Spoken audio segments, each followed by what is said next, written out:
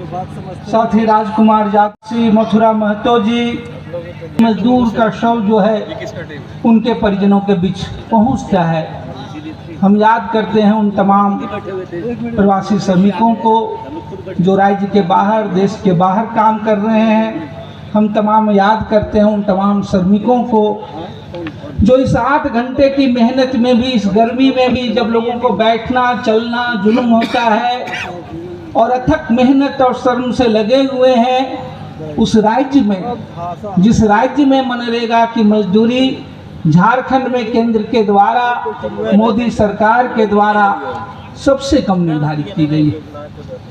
आज इस मौके पे इस नामांकन सभा में हम याद करते हैं उन साथियों को। ये गिरिडीह की धरती है, जिस गिरिडीह की धरती में 70 के दशक में बदलाव की लड़ाई, महाजनी सभ्यता के खिलाफ झारखंड आंदोलन को एक नई पहचान की बुनियाद यहाँ से शुरू की थी दिसिम गुरु शिबू सोरेन जी ने। ये उनकी धरती है।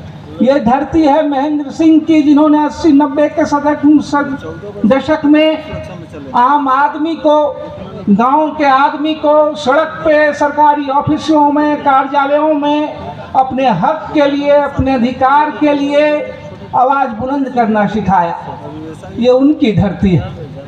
हम याद करते हैं उस बदलाव की लड़ाई में मारे गए इस कोडरमा लोकसभा क्षेत्र से महेंद्र सिंह के रास्ते पे चलते हुए उन तमाम साथियों को जो हमारे बीच नहीं है, महेंद्र सिंह के अलावा इब्नुल हसन बसरू जी को हम याद करते हैं। जब राज्य अलग होने के बाद ही इसी भारतीय जनता पार्टी के सरकार में, इसी बाबूलाल मुख्यमंत्री के काल में मरकच्चो गोलीकांड में जो है कॉमरेड महेश सिंह, रतन वर्णवाल और अशोक यादव शहीद हुए।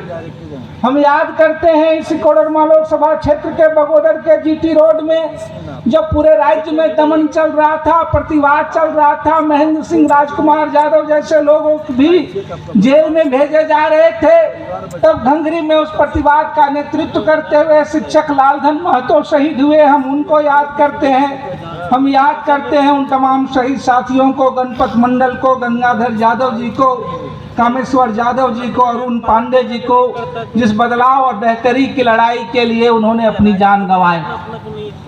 साथियों, यह लोकसभा चुनाव है 2024 का। 10 साल पहले जो सरकार आई थी, अच्छे दिनों के नाम पे जो सरकार आई थी, महंगाई के नाम पे, बेरोजगारी के नाम पे जो सरकार आई थी लोगों को रोजगार देने के लिए, आज 10 सालों के बाद उनकी जुबान में कुछ नहीं रेंग रहा है। अभी आपने हमारे महासचिव से उन तमाम हालात के बारे में सुना और इसीलिए आज ये कोडरमा लोकसभा का चुनाव कोई आम चुनाव नहीं है।